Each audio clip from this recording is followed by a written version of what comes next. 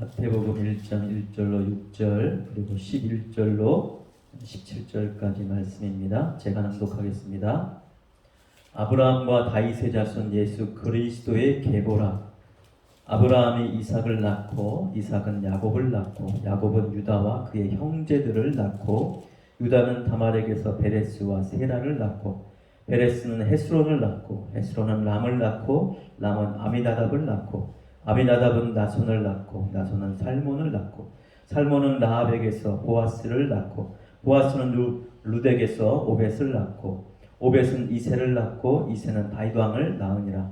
다윗은 우리아의 아내에게서 솔로몬을 낳고 바벨론으로 잡혀갈 때에 요시야는 여고냐와 그의 형제들을 낳으니라. 바벨론으로 잡혀간 후에 여고냐는 스알디엘을 낳고 스알디엘은 수룹바벨을 낳고 수룹바벨은 아비웃을 낳고 아비웃은 엘리야김을 낳고 엘리야김은 아소를 낳고 아소르는 사독을 낳고 사독은 아킴을 낳고 아킴은 엘리웃을 낳고 엘리웃은 엘르아살을 낳고 엘르아살은 mat단을 낳고 mat단은 야곱을 낳고 야곱은 마리아의 남편 요셉을 낳았으니 마리아에게서 그리스도라 칭하는 예수가 나시니라. 그런즉 모든 대수가 아브라함부터 다윗까지 10대되요 다윗부터 바벨론으로 잡혀갈 때까지 10대되요 바벨론으로 잡혀간 후부터 그리스도까지 14대더라. 아멘. 우리 그 옆에 원하고 바라고 기도하면 찬양 한번 할까요? 물론 일단 말씀 끝나고 하겠지만 같이 한번 불러보겠습니다. 이 세상을 살아가는 동안에 나의 힘을 의지할 수 없으니 기도하고 낙심하지 말 것은 주께서 참 소망이 되심이라.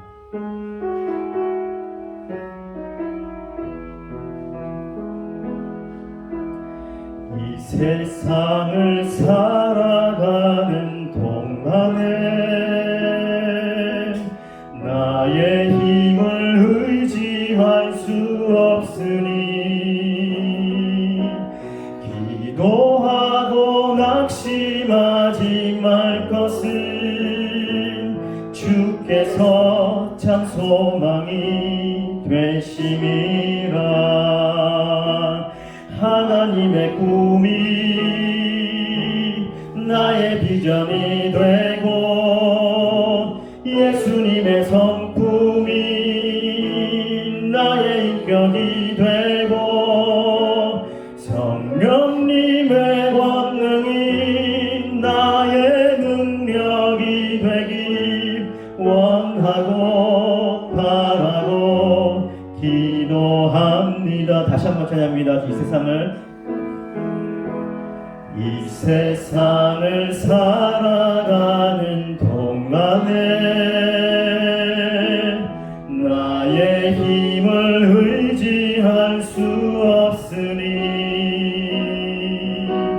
기도하고 낙심하지 말 것은 주께서 참 소망이 되심이라. 하나님의 꿈이 나의 비전이 되고 예수님의 성품이 나의 인격이 되고 성령님의 권능이 나의 능력이 되길 원하고 바라고 기도합니다.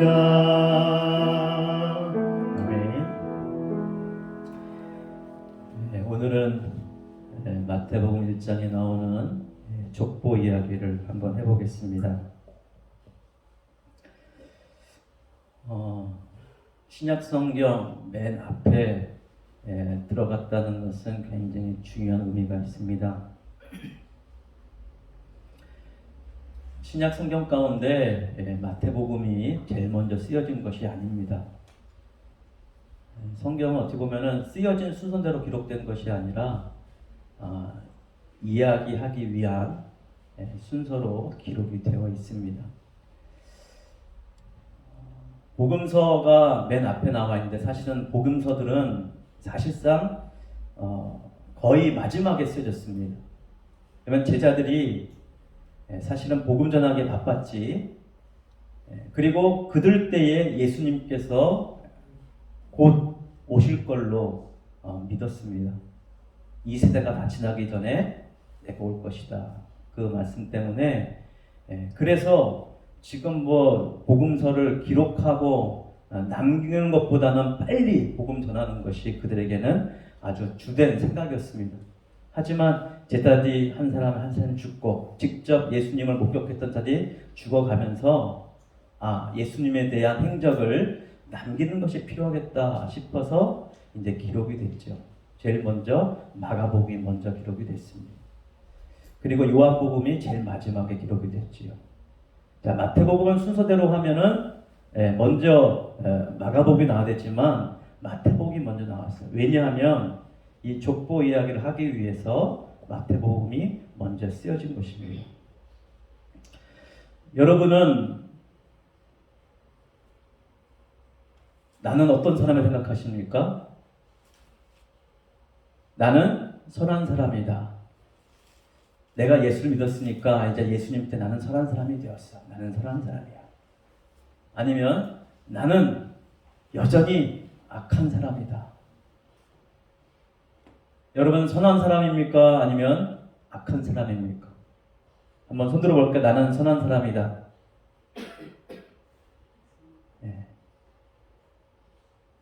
별로 손 드신 분들이 안 계시네요. 나는 악한 사람이다. 아마 손 드신 분들은 내가 스스로 선해서가 아니라 예수님 때문에 선하다라고 생각해서 아마 손을 들었을 것입니다. 악하다고 생각한 사람도 내가 예수를 믿지만 내 모습을 보니 내 안에 아직도 죄가 많고 내 안에 정말 주님의 뜻대로 가지 못하는 그 악함이 여전히 있다. 아마 그것 때문에 나는 악하다 그렇게 손 드신 줄로 믿습니다. 어찌 보면 내가 선하다고 해도 더 글로리에 나온 대사처럼 내가 나이스한 사람이다. 내가 예수님 때문에 나이스한 사람이 되었다. 하지만 여전히 우리는 나이스한 개새끼입니다. 나이스한 것 같지만 사실은 여전히 우리 안에 숨길 수 없는 악이 존재하는 것을 우리는 막을 수가 없죠. 숨길 수가 없습니다. 예수님 때문에 선한 사람처럼 살고 싶지만 여전히 우리는 개와 같은 아무리 욕먹어도 합당한 그러한 자들입니다. 이 이야기가 족보의 이야기입니다. 여러분이 마태복음의 족보를 가만히 보시면은요,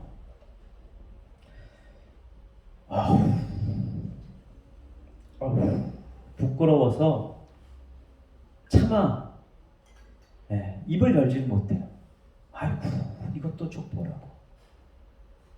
이런 쓰레기 같은 족보라고. 아마 족보를 아는 사람들은 그리고 이 족보를 낱낱이 살펴보면 아마 유교적인 마인드나 세상의 율법의 마인드를 가지고 보면 이거는 예수님의 족보는요 쓰레기 족보입니다. 쓰레기 족보.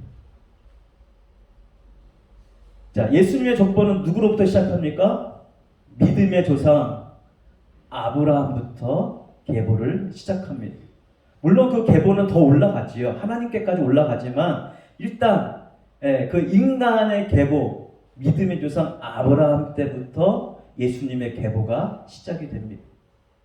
그러면서 아브라함부터 다윗까지 몇 대요? 14대, 14대. 그리고 다윗부터 바벨론 포로 잡혀갈 때까지 14대. 그리고 바벨론 포로 이후부터 그리스도까지 14대라. 그렇게 마태복음에 아주 꼭 집어서 14대, 14대, 14대 그렇게 기록을 하고 있습니다. 자, 그런데 여러분 여기 족보의 이름들 쭉 한번 보세요. 그 처음 족보에 들어가는 아브라함도 마찬가지입니다. 이 아브라함의 대표적인 나이스한 개새끼입니다. 여러분, 아브라함이요, 심지어는 이삭을 하나님께 바칠 만큼 그의 믿음이 아주 성숙했습니다.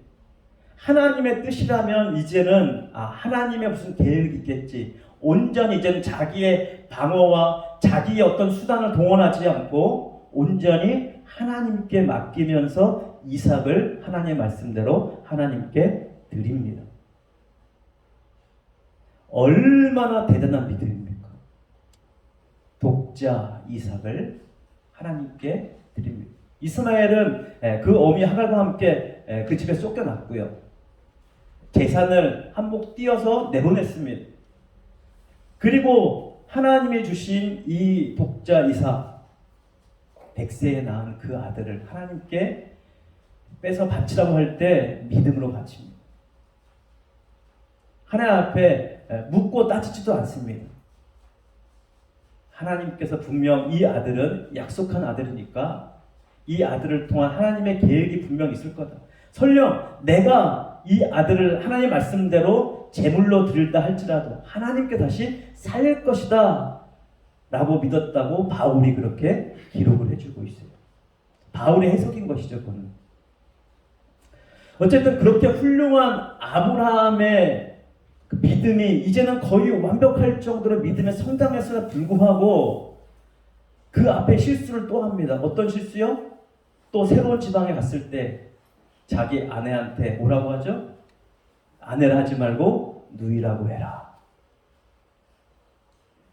그런 남편. 여러분 같으면 그런 남편, 참 내 남편이 참 믿음직스럽다. 그런 생각이 들겠습니까?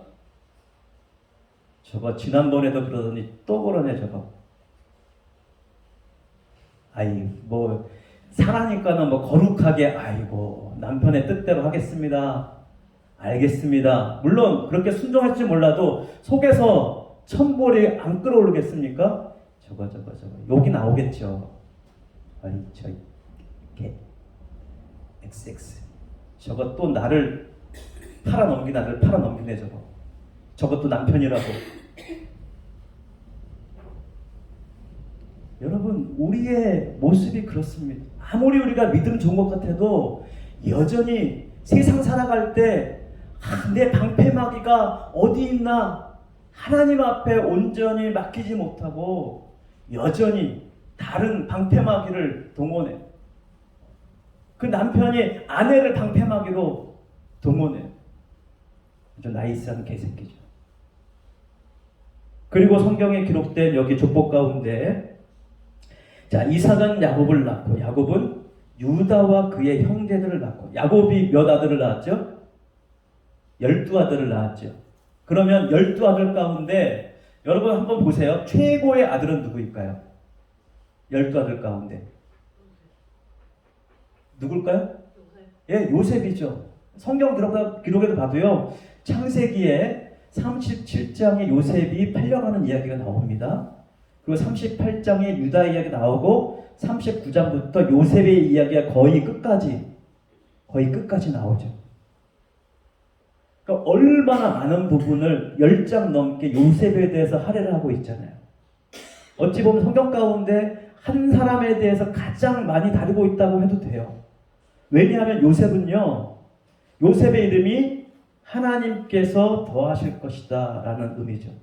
하나님의 역사가 더해지고 하나님의 역사가 계속될 것이다. 언제까지요? 하나님의 역사를 완성할 때까지, 완료할 때까지, 이루어질 때까지 계속할 것이다 라는 의미를 요셉의 이름이 갖고 있어요. 이것은 하나님의 역사요. 또한 이 요셉은요, 누구를 드러내냐면 예수 그리스도를 드러내는 예수님의 표상이에요. 그래서 요셉의 이야기가 굉장히 깁니다. 요셉의 삶을 보세요. 형들한테 죽임당할 뻔하고 겨우 팔려가죠. 노예로 팔려가서 거기서 또 성실하게 살지만 여전히 누명 쓰고 감옥에 갑니다. 그러나 거기서도 그는 하나님이 주신 그 꿈, 하나님의 계획, 하나님의 비전을 여전히 그것을 붙잡고 믿고 하나님과 함께 동행합니다. 그래서 그의 삶을 하나님께서 형통케 하시죠. 자, 형통케 하셨다 그랬습니다. 근데 실제로 요셉의 삶이 형통했습니까? 인간적으로 보면 형통했나요? 죽임당할 뻔하죠. 그것도 형들한테 팔려가죠. 노예로 끌려가죠. 거기서 누명 쓰죠. 그러면 이쯤 되면 하나님, 그거 나한테 약속한 꿈, 그거 개꿈이죠. 아니 그게 사실이라도 하나님 나한테 왜 이러십니까? 막 따지고 묻고 그래도 될만 할 법하잖아요. 그런데 요셉은 그 마음에 들었을지라도 여전히 하나님의 약속을 붙잡고 나아갑니다. 끝까지 하나님을 그 꿈을 결국은 이뤄내죠. 물론 요셉이 스스로 이루는 건 아니지만 하나님을 의지하는 자에게 하나님께서 함께 하셔서 하나님이 더하시고 역사하셔서 결국은 하나님의 꿈을 요셉을 통해서 이루어지게 됩니다. 요셉은 하나님의 꿈을 이루실 예수 그리스도의 표상이에요. 그러면 예수님의 족보에 누가 올라가는 것이 합당하겠습니까? 어찌 보면 그 역사로 보면 요셉이 올라가는 것이 합당하죠. 그런데요, 요셉이 올라간 것이 아니라 유다가 올라갑니다. 원래 첫째 아들 루벤이죠. 루벤도 잘생기고 키고 크고 인물이 훤칠하고 못난 게 없어요. 뭐든지 잘해요. 그런데 아비의 침상을 더럽힘으로 그가 족보에 못 올라가요. 그러니까 유다가 둘째도 아니에요. 그런데 유다가 올라갑니다. 유다는 누구의 아들입니까? 라헬의 아들이에요? 레아의 아들이에요? 레아의 아들입니다. 그러면 야곱이 누구를 사랑했습니까? 라헬을 사랑했습니까? 레아를 사랑했습니까? 라헬을 사랑했죠. 근데 라헬은 이 족보에 못 올라갔어요. 예수님의 족보에 못 올라갔어요. 레아가 올라간 거예요. 왜요? 유다가 올라갔으니까. 근데 유다는 어떤 사람입니까? 38장 요셉 이야기 나오다가 유다 얘기가 삽입돼 한 장에. 유다가 아들을 낳습니다. 엘을 낳고 오난을 낳고 셀라를 낳습니다.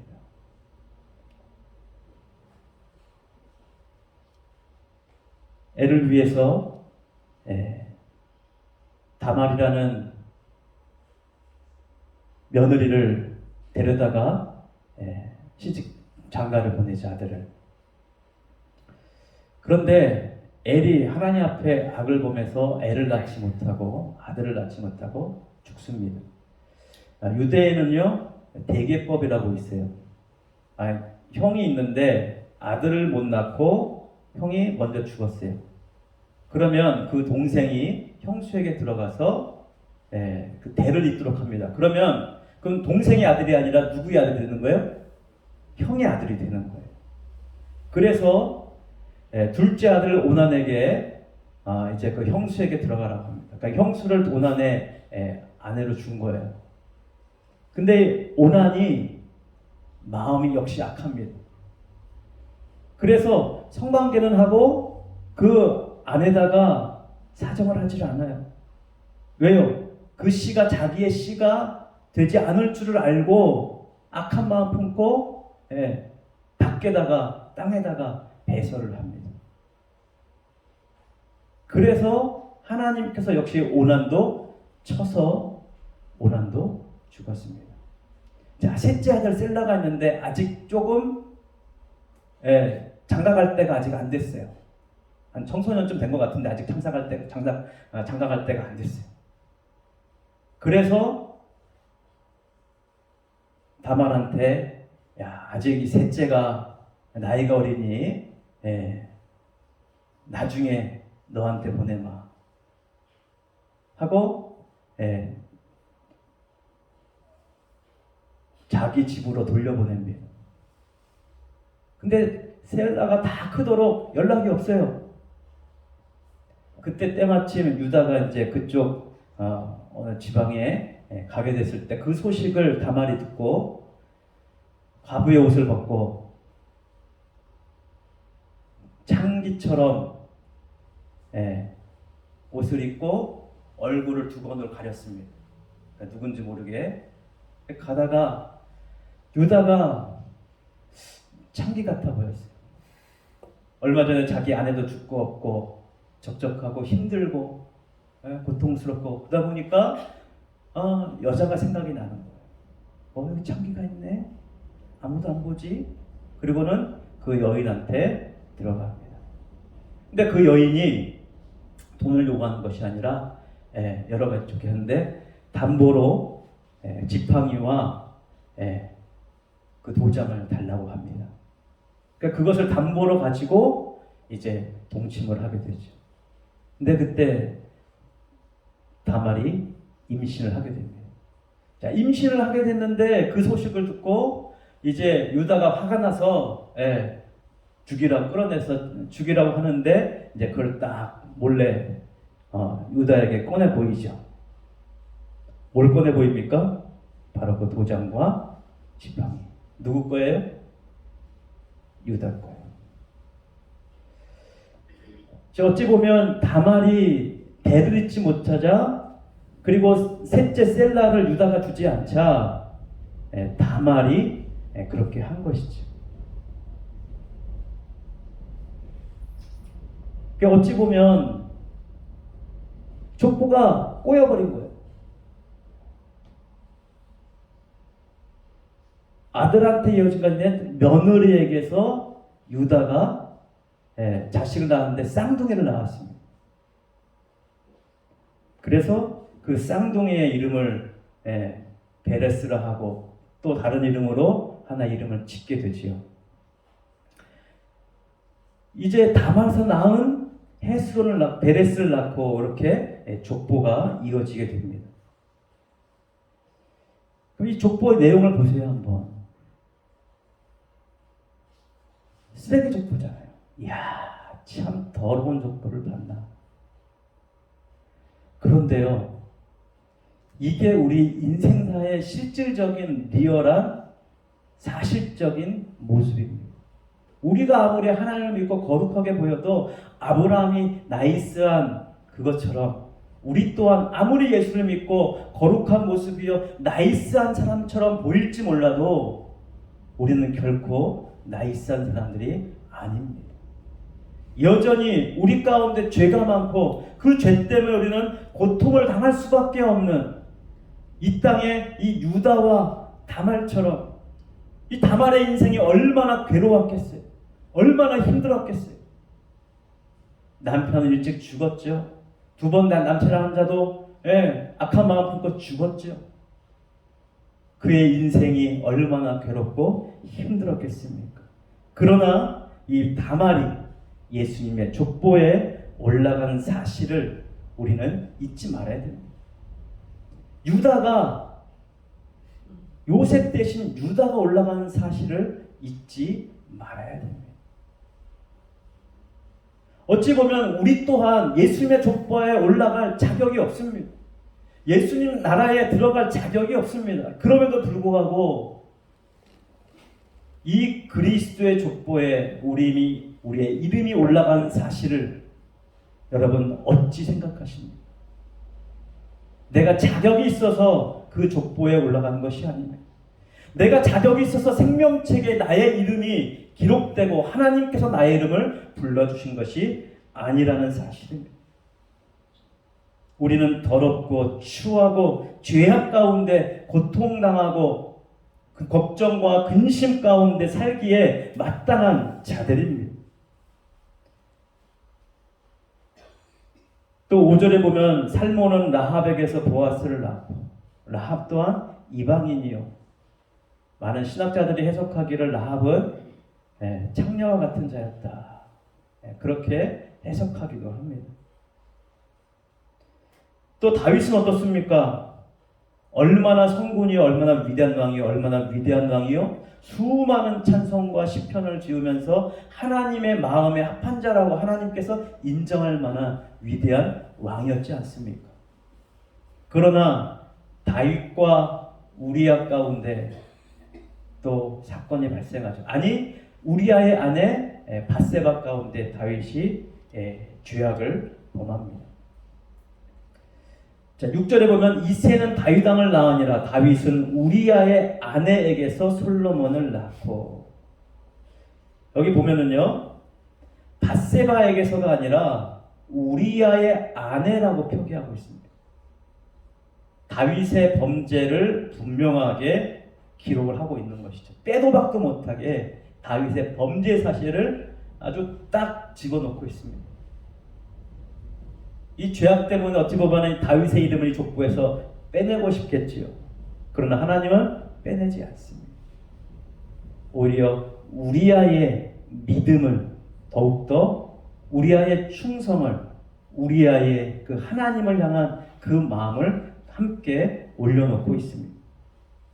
그 다윗은 우리아의 아내에게서 솔로몬을 낳습니다.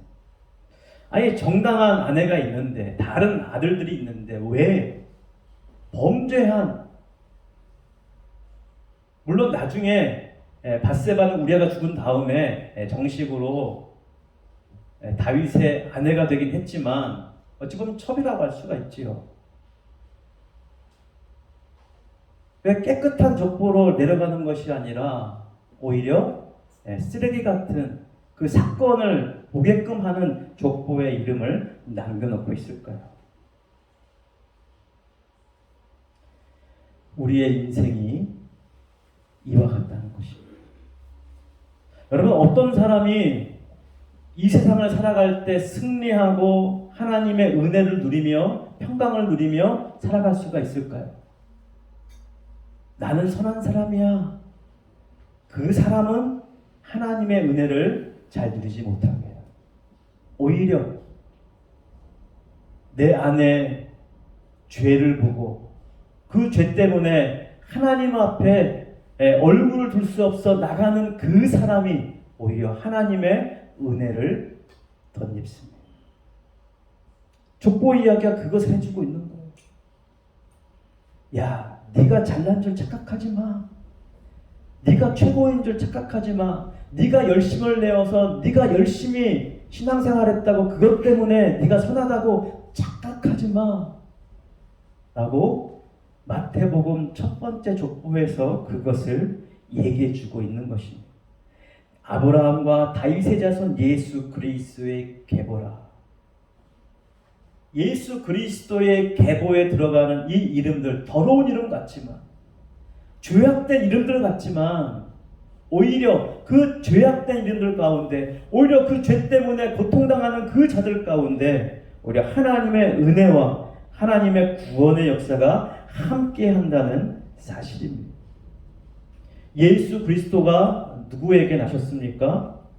야곱은 마리아의 남편 요셉을 낳았으니 마리아에게서 그리스도라 칭하는 예수가 나시니라.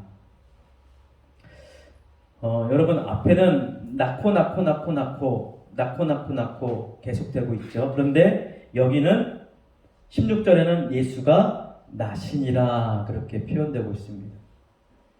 낳고 그 다음에 예수는 나시니라. 자, 낳고는 능동태입니다. 이거 당연하죠. 아브라함이 자식을 낳은 거죠.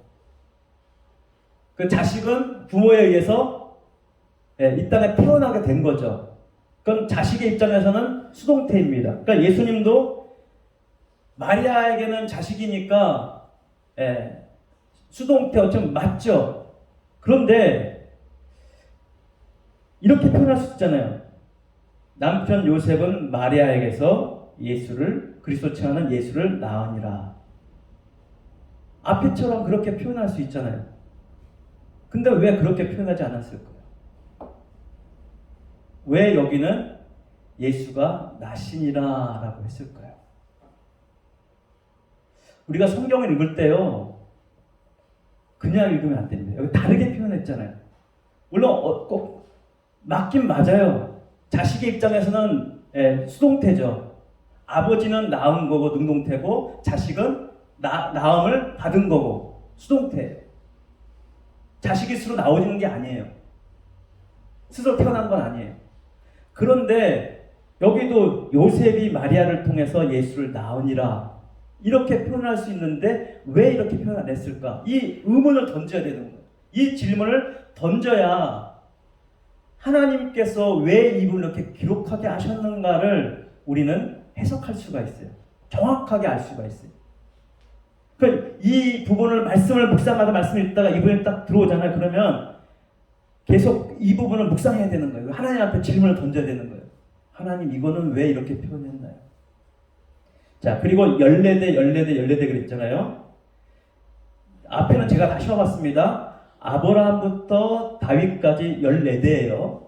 그 다윗부터 포로로 잡혀가는 그 마지막 그 여고냐까지 14대예요. 자, 그러면 12절부터 자, 여고냐는 스알델 한번 세보겠습니다. 자, 여고냐는 스알델 하나, 그다음에 스알델은 스룹바벨 둘, 아비웃 3대, 엘리야김 4대, 아소르 5대, 사독 6대, 아킴 7대, 엘리훗 8대, 엘르아살 9대, mattan 10대, 야곱 11대, 그 다음에 요셉 12대, 그 다음에 예수 그리스도 13대. 네? 여긴 13대네요? 왜 하나 빠졌지? 하나 어디로 갔나요? 내가 잘못 쉬었나? 하고 다시 쉬어가도 13대예요. 그런데 17절에 분명히 말하고 있잖아요. 그런즉 모든 대수가 아브라함부터 다윗까지 14대요. 다윗부터 바벨론으로 사로잡혀갈 때까지 14대요. 바벨론으로 사로잡혀간 후부터 그리스도까지 14대더라. 근데 왜 마지막은 14대가 아니지? 이거는 마지막에는 그냥 여고냐부터 포로 잡혀 여고냐부터 다시 시작한 건가? 아니에요, 여러분. 여고냐는 이미 그 앞때 포로 잡혀갈 때까지 14대 들어갔어요. 그 여고냐 빼고 여고냐가 낳은 스알대부터 계산해야 돼요. 근데 아무리 세봐도 13대예요. 마태가 잘못 기록했나? 누구 하나 빠뜨렸나? 마태는 빠뜨렸을 수도 있지만 그러나 하나님께서 14대 이렇게 언급한 것은 이유가 있는 거예요. 그러면 질문을 해야지 하나님 앞에. 하나님, 여기가 14대라는데 왜 마지막은 13대일까요? 여기에 하나님의 픽처가 있어요. 큰 그림이 있습니다. 하나님의 계획 큰 그림이 있어요. 그리스도까지라고 그랬잖아요. 그리스도까지. 그러면 그리스도로 칭하는 예수가 나시니라. 자, 그런데 16절에 야곱은 마리아의 남편 요셉을 낳았으니 마리아에게서 그리스도라 칭하는 예수가 나시니라. 마리아에게서 나왔다 그랬습니다. 자, 마리아의 이름 자체가 무엇이냐면 고통이에요. 마이너스예요. 내 삶은 마이너스. 요셉은 더해지는 플러스의 삶인데 마리아는 구약의 마라에서 온 단어예요. 마라에서 쓰다, 고통스럽다, 빼기다. 그러니까 날마다 내 인생에 더해지는 삶이 아니라 빼어지는, 빠지는 고통스러운 삶이에요. 그 마리아에게서 예수가 나시니라. 그러면 이제 14대째는 누가 되십니까? 내 안에 그리스도예요. 내 안에 그리스도. 마리아가 예수 그리스도를 낳은 것처럼, 예수님이 마리아에게서 나오신 것처럼 이제 우리 안에 그리스도를 우리가 낳아야 돼요. 그럼 어떻게 낳느냐? 이게 창세기에 나오는 여호와라는 이름의 큰 그림의 결론입니다. 여호와라는 뜻이 뭐라 그랬어요? 구약의 히브리어는 시제가 없다 그랬죠? 과거, 현재, 미래가 없습니다. 완료냐, 미완료냐. 근데 여호와는 미완료형이에요. 하다라는 비동사, 있다, 존재하다, 실제야, 실존이다. 근데 미완료예요. 그러니까 사람들이 이해를 못하니까 그냥 하나님은 존재하신 분이지 하고서는 나는 스스로 있는 자다라고 번역을 했는데, 물론 그 번역이 틀린 건 아니지만 원래 하나님의 뜻을 온전하게 보여주지 못해요. 이 미완료로 해석을 해야 돼요. 그 해석이 잘 안 되잖아요. 하나님은 이미 계신 분인데, 영원전부터 영원까지 이미 존재하신 분인데 아직 완료가 안 됐어? 무슨 의미입니까 이게? 바로 보이지 않는 하나님, 볼 수 없는 하나님, 그 하나님이 내 안에 계심을, 그래서 나를 통해서 그분이 실제로 존재하신 분인 것을 드러나기 원하시는 그 하나님이 바로 여호와 하나님이에요. 그러니까 내 안에서 계신 그 하나님, 내 안에 계신 그리스도가 이제는 그 여호와의 이름에 하나님의 소원처럼 나를 통해서 내 안에서 하나님이 살아계신, 하나님이 실제로 존재하신 하나님을 드러나기를 원하시는 하나님, 바로 여호와 하나님인데, 바로 그 하나님을 나를 통해서 우리가 나아야 돼요. 예수님이, 그리스도가 나를 통해서 나셔야 돼요. 내 삶을 통해서, 나의 믿음을 통해서 이제 내 안에 그리스도가 계심을 드러내야 돼요. 이것이 마태복음의 예수 그리스도의 족보의 결론적인 이야기예요. 그러니까 이 족보는 끝난 게 아니라 14대가 계속 진행되는 족보인 것입니다. 예수님까지는 13대로 끝났어요. 그럼 마리아가 낳은 예수님의 13대예요. 이제 14대는 이제 예수를 믿는 나를 통해서 내 안에 그리스도가 하나님이신 것을 세상 사람들에게 보여야 되는, 그 주님이 나오셔야 되는 그 일이 우리 가운데 숙제로 남아있다는 것입니다. 그래서 여기는 수동태로 해놓은 거예요. 왜요? 마리아에게서 나오신 것처럼 나를 통해서, 나에게서 예수님이 나오셔야 되니까. 그런데 예수님이 스스로 나오시는 것이 아니라 내가 그 예수님을 어떻게 해야 돼요? 낳아야 되는 거예요. 그래서 여기만 수동태로 해놓은 것입니다. 다른 데는 낳고 했는데 여기만 예수님이 나오셔야 돼. 예수님 수동태예요. 내 안에 계신 예수님이 스스로 나오실 수가 없어요. 예수님이 나올 수 있도록 내가 도와야 되는 거예요. 무엇으로 도와야 될까요? 나의 고통스러운 삶 가운데, 나의 힘들고 어려운 삶 가운데 마리아가 예수님에 대한 소식을 듣고 수많은 사람의 돌맞아 죽을 각오를 하면서 수많은 사람의 조롱거리가 되면서 예수님을 낳은 것처럼 우리도 세상 가운데 조롱거리가 될지라도, 세상에서 고통과 고난이 내게 있다 할지라도 내 안에 계신 예수 그리스도를 품고 그 주님의 약속을 품고 그 주님이 나를 통해서 역사하실 것을 믿고 그 주님 앞에 내 삶을 드려야 되는 것입니다. 그럴 때 내 안에 계신 그리스도께서 나의 결단과 나의 헌신과 나의 믿음을 통해서 그 주님이 나시게 되는 것이죠. 그러면 세상이 그것을 보게 될 것입니다. 내 안에 예수님이 계신 것을, 나를 통해서 역사하시는 그 하나님의 실존을, 여호와 하나님이 정말 살아계신 하나님이라는 것을 보게 되는 것이죠. 그래서 여호와 미알로로 하나님께서 이름을 지어놓은 것입니다. 나를 통해서 그 하나님이 실존으로, 그 하나님의 실제로 존재하신 분이라는 것을 깨닫고 알게 하기 위해서, 이제 그것이 마태복음 1장 17절에 그 여호와의 큰 그림이 이제 여기서 기록이 되는 것이죠. 그러니까 여러분 성경을요 그냥 보시면 절대로 안 돼요. 14대인데 분명 14대인데 왜 13대까지 나와 있지? 그럼 묵상하고 또 묵상해야 되는 것입니다.